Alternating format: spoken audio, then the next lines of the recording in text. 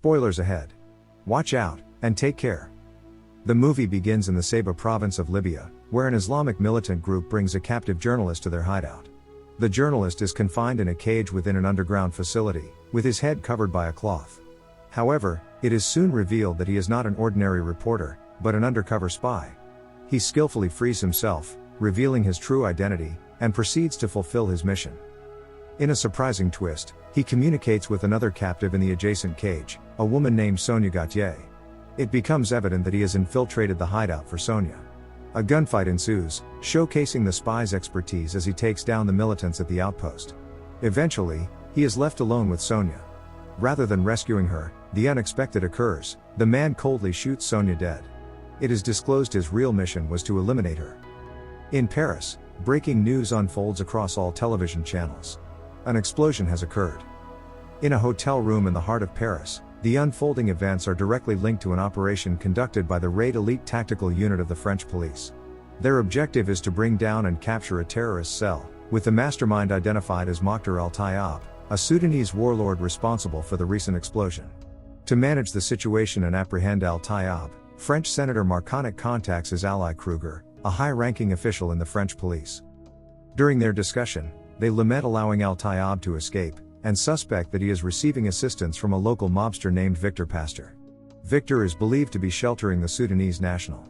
Kruger formulates a plan to trace their target, requiring someone to infiltrate Victor's compound. Without hesitation, Kruger selects his top agent, Adam Franco, the same henchman earlier seen in Libya.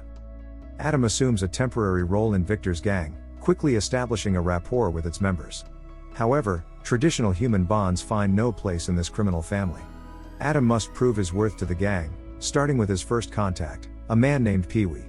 The two embark on a mission to gather information about a bank Victor's gang plans to loot. During this mission, Pee-wee faces a life-threatening situation, held at gunpoint. Adam steps in with brute force and reckless courage, saving Pee-wee and earning his complete trust. With newfound trust, Pee-wee confides in him about the local troubles Victor's gang has been facing. A man named Amit, of Chechen descent, has been challenging Victor's authority with his drug business and a private army of young men.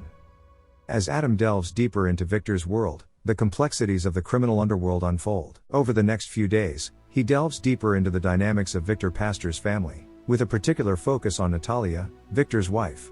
Natalia runs a nightclub named Milord, where many of Amit's men frequent. While she doesn't mind serving them, Victor strongly opposes it, given the rivalry. Tensions escalate between Victor and Natalia, exacerbated by her belief that he neglects their children, as he is not their biological father. As the days pass, his gang plans to rob the bank they targeted.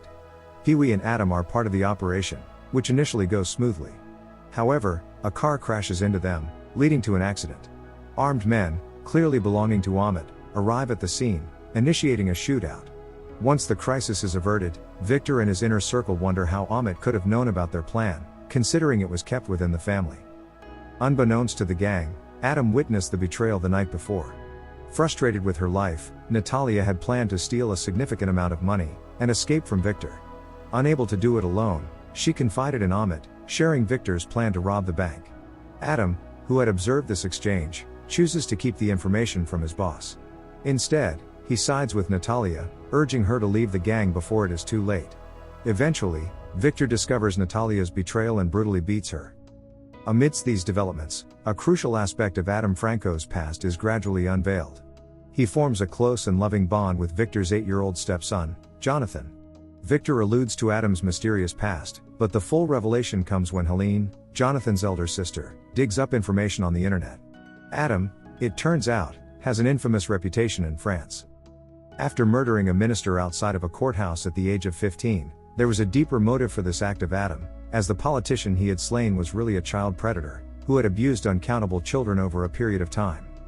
2 years ago, among these children was Adam's own brother, who had died as a result of the horrific incident. Although the minister was involved in a court case, Adam likely believed that the law would ultimately protect the perverted man, and he thus recklessly took the responsibility of punishing him into his own hands. Even at the age of 15, he was brave and fearless. In a shocking turn of events, he defiantly wielded a shotgun, and despite being shot multiple times by the police, managed to survive after ruthlessly taking down a politician outside the courthouse. His audacious act caught the attention of the police, and Kruger, recognizing Adam's potential, approached him at the hospital during his recovery. Kruger presented an offer: if he agreed to work on undercover missions for the police, they would provide training and support. Adam accepted, impressed by the offer and seeking a purpose for his skills. For the past 2 decades, he has been undertaking secretive missions for the French authorities. Amidst the gritty world of gangsters and criminal operations, the sight of young Jonathan, feeling isolated and threatened within his own family, struck a chord with him. Memories of his own brother and other boys he had protected in the past resurfaced, reinforcing his commitment to safeguarding young children. When Amit's plan to loot Victor's men after the bank robbery failed, thanks to Adam and his group eliminating each attacker, Amit's frustration boils over. Having risked his men's lives for nothing, Amit decides to unleash a full-scale assault against Victor. His vendetta takes a sinister turn when he orchestrates the kidnapping of Jonathan from the zoo. Amit, fueled by anger and desperation, contacts Natalia, threatening to harm Jonathan, unless a ransom is paid. The stage is set for a high-stakes confrontation, pitting Adam against Amit in a battle not only for revenge, but also to protect an innocent child caught in the crossfire. The intricate web of alliances, betrayals, and the weight of Adam's past intertwine towards a gripping climax. As Amit remains convinced that Victor will succumb to paying a hefty ransom to secure Jonathan's release, Victor takes a principled stance, declaring he will not yield to such demands. Unmoved by Natalia and Helene's distress, he shows little urgency to free Jonathan. In this dire situation, Adam realizes he must take matters into his own hands to rescue the young boy. Abandoning his original mission to locate Al-Tayyab, he shifts his focus. Having previously planted tracking devices on Victor's cars, he traces the vehicle used by Amit's men to abduct the child. He locates Amit's safe house, where he single-handedly dispatches the guards, and successfully rescues Jonathan, reuniting him with his mother and sister. Upon investigating further, he discovers that Pee-wee, whose real name is Ahsan, serves as the connection between Victor and Al-Tayyab. Ahsan, a relative of Al-Tayyab, facilitated the meeting between the warlord and Victor. Adam tracks Ahsan's phone to locate Al-Tayyab, realizing he must confront the supposed terrorist alone. In this covert mission assigned by Kruger, 2 other agents, Cisco and Mona, were involved. Unfortunately, Cisco was killed by those loyal to Al-Tayyab, who sought to protect him, while Mona fell victim to Victor's men, after they discovered Adam's allegiance to the police. With only Adam remaining, he becomes the sole operative entrusted with completing the mission. Earlier intelligence had suggested Al-Tayyab was collecting funds for an impending operation. However, upon reaching the safe house and confronting Al-Tayyab in the sand, Adam uncovers a truth divergent from the narrative he had been fed. Contrary to being a terrorist, Al-Tayyab is revealed as a politician from South Sudan. Once a warlord fighting for his country's independence, he later found support from the French government. Following South Sudan's independence, the French government's interest in the well-being of the people dwindled, prioritizing profits from the country's oil deposits. Senator Marconnet collaborated closely with Al-Tayyab, but faced with political and diplomatic pressure, the Sudanese man protested against the French government's alleged malevolence. In response, Marconnet and the French administration devised a sinister plan: invite Al-Tayyab to the country, and orchestrate his and his family's demise. The hotel explosion was part of this plan, intended to eliminate Al-Tayyab, but his security personnel thwarted the attempt. Al-Tayyab, in hiding, sought refuge not to orchestrate terrorism, but to secure a necessary medical operation for his injured daughter. The woman Adam fatally shot in the beginning, Sonia Gautier, was an international journalist researching Western intervention in African countries. Kidnapped by the militant group, it's suggested Kruger may have sent Adam to kill her, making it appear as though she fell victim to the militants. Al-Tayyab reveals these shocking truths to Adam.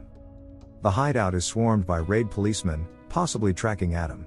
A fierce shootout ensues, leading to Al-Tayyab's unfortunate demise. In his last moments, he emphasizes keeping his young daughter alive, a goal Adam now endeavors to achieve. Amidst the chaos, Adam and the girl escape in an ambulance, confronting policemen who would kill them. While the French government's covert mission succeeds with Al-Tayyab's death, Adam leaks information about Marconnet's corruption, leading to the senator's downfall. Kruger, grappling with the risk of exposure, attempts to eliminate anyone privy to their secretive plan, including Victor and Natalia. Adam, now responsible for Al-Tayyab's daughter, protects her, and they decide to stay together as a family. Jonathan is placed under child protection services, after his parents' deaths. Helene, attempting to reconnect with her brother, finds solace in Adam. He becomes the guardian the children need, and when Kruger arrives, possibly to eliminate witnesses, Adam steps into the role of protector one last time, taking down Kruger. It concludes with the siblings building a new life, guided by Adam's unexpected but unwavering commitment to their well-being. The end. Thank you for watching. Subscribe if you'd like to see more videos like this, turn on the notifications, and leave a like to help the channel out.